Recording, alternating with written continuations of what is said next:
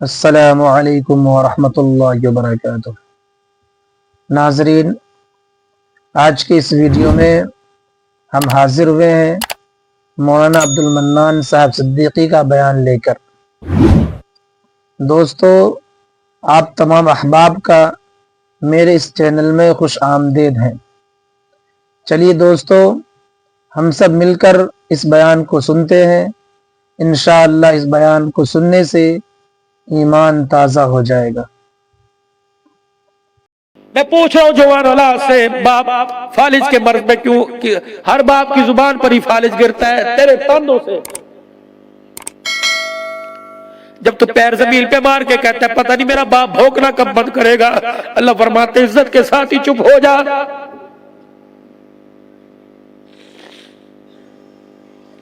ماشاءاللہ، پورے سال کے اندر آپ تخمینہ اندازہ لگاؤ کتنی ماؤں کو بے دردی سے، کتنے باپوں کو بے دردی سے قتل کیا گیا۔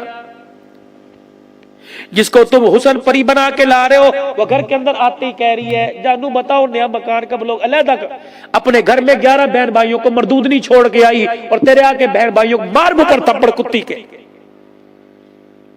کہ تم میرے گھر کے اندر خوشیاں دینے کے لیے آئی کہ میرا گھر اجاڑنے کے لیے؟ خبردار، میرے بہن بھائیوں کے معاملے میں آج تو بات کر دی، آئندہ نہ کریو۔ روٹی مانگے گی دوں گا، تو سبزی مانگے گی مرغی دوں گا، تو سادہ کپڑا مانگے گی میں تجھے بہترین میڈ ان چائنا کا دوں گا، لیکن خبردار میرے بہن بھائیوں کے درمیان پل بننا ہے، دیوار نہیں بننا۔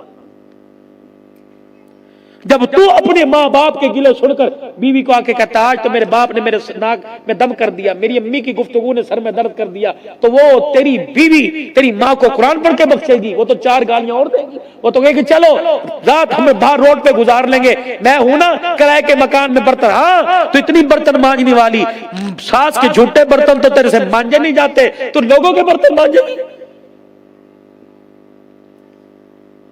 علیحدہ مکان لینے میں عزت ہے، ٹھیک ہے بیوی کا حق ہے، لیکن یہ بھی حق نہیں ہے کہ بہنیں کواری بیٹھی ہوں اور تو بیوی کا ہاتھ پکڑ کے علیحدہ مکان لے لے۔ صحیح کہہ رہا ہوں غلط کہہ رہا ہوں؟ 5-10 منٹ آپ کے اور لے لوں، تکے تو نہیں ہے؟ اس وقت تو بڑی یوں کر کے کر رہے تھے، اس طرح کر کے، اب وہ تمہاری طاقت ساری کہاں چلی گئی؟ دیسی کا ثبوت دو، ڈالٹا کا ثبوت نہ دو۔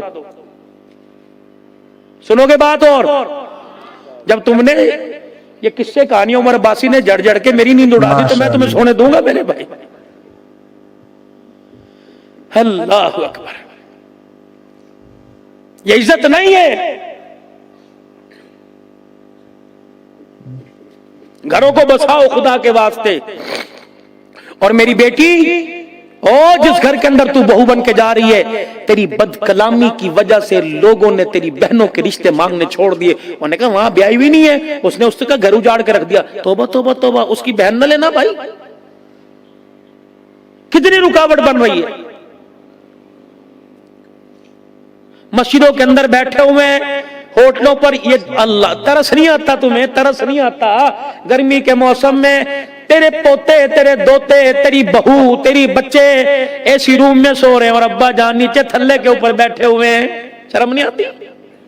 کاش نوجوان باپ کا ہاتھ پکڑ کے لے کے جاتا، ابا ایسی تیرے لیے، کمرہ تیرے لیے، خدا کی قسم 2 گھنٹے باپ کو ایسی کی ہوا دے، اللہ تجھے قبر کی زندگی کے اندر جنت کی ہوائیں عطا فرمائے گا۔ پنجابی تھوڑی بہت سمجھ آتی ہے؟ سنو، اس طرح ہی ایک بابا جی بیٹھے ہوئے تھے، ان کے ساتھ حجن صاحبہ بھی آ کے بیٹھ گئی۔ ایک من چلا نوجوان موٹر سائیکل چلاتا جا رہا تھا یا پیدل جا رہا تھا، ان بزرگوں کی مفلسی، ان کی معصومیت کو دیکھ کے رک گیا، کہنے لگا آپ وہی ہو جو صبح صبح ادھر سے گزرتے تھے، شام تک تیرے کپڑوں کی خوشبو آیا کرتی تھی؟ وہی ہو نا؟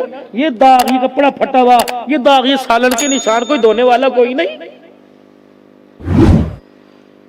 آپ وہی ہو کہ میری امی کو ضرورت ہوتی تھی تیرے سے قرضہ لینے آتی تھی اور تو کہتی تھی نا بی بی کوئی بات نہیں، ہوگے تو دے دینا ورنہ معاف ہے۔ آپ وہی ہو نا؟ آج پیر کی جُتی بھی کوئی نہیں۔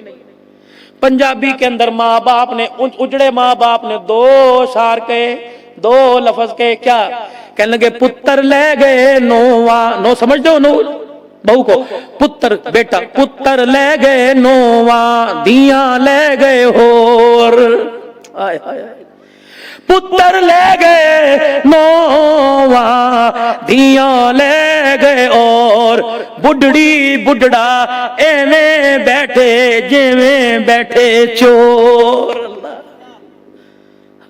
اب دودھ پینے کا الزام بھی اس پہ لگے گا, روٹی ضائع کرنے کا الزام بھی اس پہ لگے گا, سالن جھوٹا کرنے کا الزام بھی اس پہ لگے گا, گندے جوتے گھر میں لا کر فرش گندا کرنے کا الزام بھی اس پہ لگے گا, تھوکنے کا الزام بھی اس پہ لگے گا, پنکھا زیادہ استعمال کرنے کا, ہائے ہائے تیرے پوتے پنکھے کا بٹن بند کر کے چلے جائیں گے.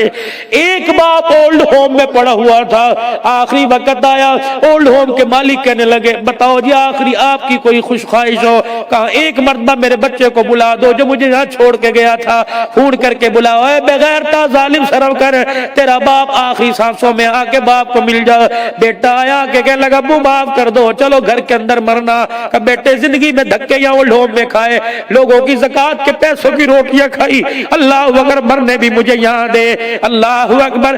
بیٹے اگر دینا چاہتا ہے تو مجھے ایک چیز دے دے. بیٹے 25 سال ہو گئے اس کمرے میں پڑے ہوئے, او میرے بچے اس کمرے میں ساری اللہ کی نعمتیں لیکن پنکھا کوئی نہیں, او میرے بچے آخری وقت اس کمرے میں پنکھا لگا دے. بچہ میرے عزیزوں سر پٹک کے کہنے لگا ابو 25 سال پہلے تو نے پنکھا نہیں کہا, اب تو مرنے کو ہے, آج مرے کل مرے, اب پنکھا کیوں لگا رہا ہے؟ باپ نے بیٹے کا ہاتھ پکڑ کے ہلایا, سر پہ ہاتھ پھیر کے کہا بیٹے میں پنکھا اپنے لیے نہیں, پنکھا تیرے لیے لگوا رہا ہوں. کل جب تیری اولاد تجھے یہاں پھینک کے جائے گی, تیرے باپ نے تو بغیر پنکھے کے وقت گزار لیا, تیرے سے گرمی برداشت نہیں کی جائے گی. اوے میرے ساتھ, او میرے ساتھ شریعت محمدی پڑھو, اور پڑھو اللہ کا دین.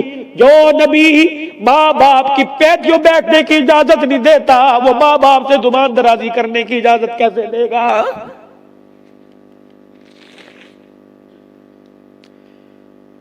خبردار, ماں باپ جس کمرے میں ہو تجھے اس کمرے میں ان کے آگے بیٹھنے کی, پیٹ کرنے کی. پانی کا کولر پڑو, تیری ماں نے پانی مانگا, پہلے تجھے پانی پینے کی اجازت کوئی نہیں. کربلا کے شاہ سوار کا بھائی بڑا بھائی حسن ہے, اللہ اکبر, جس سے پوچھا اصل ماں کے ساتھ تیرا پیار کتنا تھا؟ کہ پہاڑوں کی بلندیوں سے زیادہ, لیکن احترام اتنا تھا کبھی ماں کے آگے بیٹھ کے کھانا ہی نہیں کھایا ہے. کیوں؟ کہنے لگے ماں کے ساتھ اس لیے کھانا نہیں کھایا, روٹی ایک ہوا کرتی تھی, سالن اتنا سا ہوا کرتا تھا, کبھی سرکہ کبھی سالن, کبھی اس کے اندر غنیمت بوٹی آ جایا کرتی تھی. دل تو میرا بھی کرتا تھا روٹی کو توڑوں, لقمہ بناؤں, اس میں یوں کر کے بوٹی توڑ لو, لیکن ڈر لگتا تھا کہ اگر وہ بوٹی ماں کو پسند آئے, حسن کے منہ میں چلی جائے, کہیں ماں کی شان میں گستاخی نہیں ہو جائے گی. ماں باپ کے سامنے بیویوں کے کمرے میں تھیلے بھر کے, آئے وارے انسان تھیلے بھر کے لے جا رہا ہے, اور بیوی سے کہہ رہا ہے تقسیم کر دے امی ابو کو تقسیم, مر جا ڈوب کے بغیرت.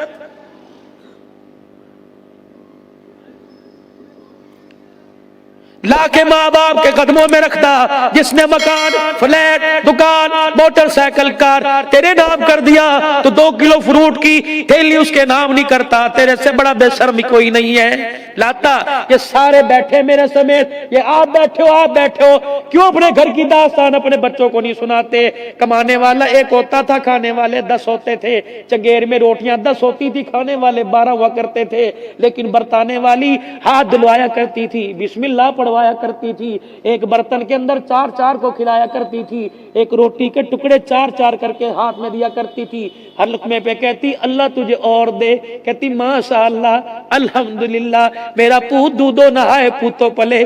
رب کعبہ کی قسم روٹی کم جایا کرتی تھی, ماں کی دعائیں اندر زیادہ جایا کرتی. یہ پوچھ سیف الرحمان تازہ تازہ ماں کے شفقت سے محروم ہوا, ماں کے پیار سے محروم ہوا. بتا اماں یاد آتی ہے کہ نہیں یاد آتی؟ آئے گی, یاد آئے گی جب عید کے دن نئے جوڑے پہن کے نکلے گا, ماں کے پیار کے لیے جائے گا. دنیا کے لال ماں کے سامنے سر جھکائیں گے, تو سر جھکائے گا, لیکن پیار دینے والی تجھے ماں نظر نہیں آئے گی. فوت ہو گئے جل کے ماں باپ, عرض کرتا ہوں خدا کے واسطے قبرستان جایا کرو, اور جا کے ماں باپ کے قدموں میں بیٹھ کے انہیں دکھڑے سنا کے آیا کرو. اور کہا کرو زندگی نے کہیں کا نہیں چھوڑا, چاروں طرف سے گرم ہواؤں کے تھپیڑے آ رہے ہیں, ماں تو کیا گئی, خدا کی رحمت ہی میرے گھر سے چلی گئی ہے. اوے موسیٰ علیہ السلام کی اماں کا انتقال ہوا, جب میں موسیٰ علیہ السلام کو طور پر آئے اور میں موسیٰ سوچ سمجھ کے بات کرنا, دعائیں دینے والی تیری ماں میرے پاس آ گئی ہے. 57 سال کی عمر ہے کائنات کے نبی جناب محمد مصطفیٰ صلی اللہ علیہ وسلم کی, 63 سال کی عمر ہے جب حج کا خطبہ دے کے واپس آ رہے ہیں. اب واقع مقام پر صحابہ 70,000 کا لشکر ہے. آپ نے فرمایا صحابہ جس کا دل چاہتا ہے مدینے چلے جاؤ, لیکن آج رات میں اپنی ماں کے پاس گزاروں گا. اللہ اکبر.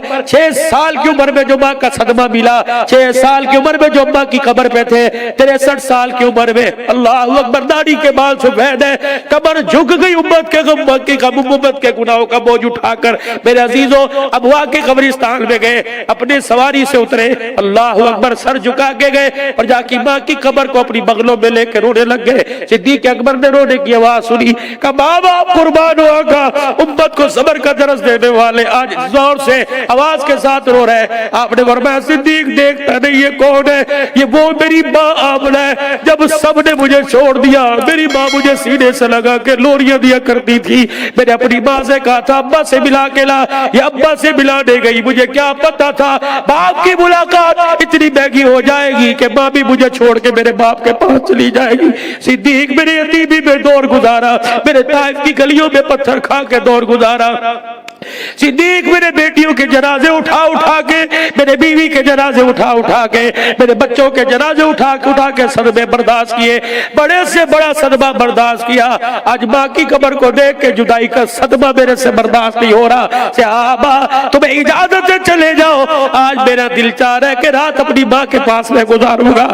لوگوں ماں کی جدائی تو نبی کو رلا رہی ہے, آپ میں کہا کہ خدا کے واسطے, خدا کے واسطے ماں باپ اگر چلے گئے تو ان کی قبروں پہ جا کر حاضری بھی بھرو, زیارت بھی کرو اور پڑھ پڑھ کے بخشو تاکہ قبر میں ان کو سکون آئے. اللہ اکبر. میرے نوجوانوں آخری پیغام لے کے چلے جاؤ, آخری پیغام لے کے چلے جاؤ. کوشش کرنا کسی کا دل دکھا کے قبر میں نہ جانا, کوشش کرنا کسی کا حق دبا کے, کوشش کرنا کسی کا دل توڑ کے قبر میں نہ جانا, ورنہ جسم کے اتنے ٹکڑے ہو جائیں گے کسی سے اکٹھا نہیں کیا جائے گا. کوشش کرنا میرے چاند, کوشش کرنا میرے چاند, اپنے جنازے میں ایسے لوگوں کو لے کے نہ جانا جو تمہارے جنازے کو کندھا بینے اور کندھے پہ ہاتھ رکھے کہ میت بڑی باری تھی. کوشش کرنا جنازے میں ایسے لوگوں کو نہ لے کے جانا جو تمہارے جنازے کو دیکھ کے کپڑا منہ میں رکھ کے ہنسنے لگ جائے. قیامت کا دن ہوگا, نماز روزے والی گٹھڑی کو اللہ ایک طرف کرے گے اور وہ محبوس آدمی کو بولا جو تیرے جنازے میں چل بھی رہا تھا, کلمہ شہادت کے نعرے لگا لگا کے ہنس رہا تھا, بتا کون سے موڑ پر کس جگہ اسے ذلیل کیا تھا. اگر وہ اللہ کے دربار میں آ کے کھڑا ہو گیا اور کہا اللہ اس نے بیٹی کے لیے, بیٹی کی وجہ سے مجھے ذلیل کیا تھا, پھر میرے عزیزو اللہ تیرا میرا ایسا سر جھکائے گا, قیامت آ کے ختم ہو جائے گی, تیرا میرا سر اٹھانے والا کوئی نظر نہیں آئے گا. آج سارا مجمع 5 وقت کی نماز کی نیت کرے, چہرے پر اپنی داڑھی کو سجاوے. میرے عزیزو باقی انشاءاللہ کل گفتگو کریں گے, لیکن 3 مرتبہ اپنی زبان سے کہہ دو بلند آواز سے, یا اللہ میری توبہ, پھر کو یا اللہ میری توبہ, پھر کو یا اللہ میری توبہ. تم نے زبیل پر معافی مانگی, عرش بری میں اس نے معاف فرما دیا. ہاتھ جوڑ کے تمہارے سے چلنا نہیں مانگ رہا, آپ لوگوں سے میرے عزیزوں اپنی تقریر کی داد نہیں مانگ رہا, یوں نہیں کہہ رہا جب مصافحہ کر کے جاؤ میرے ہاتھ میں 1500 دے کے جاؤ.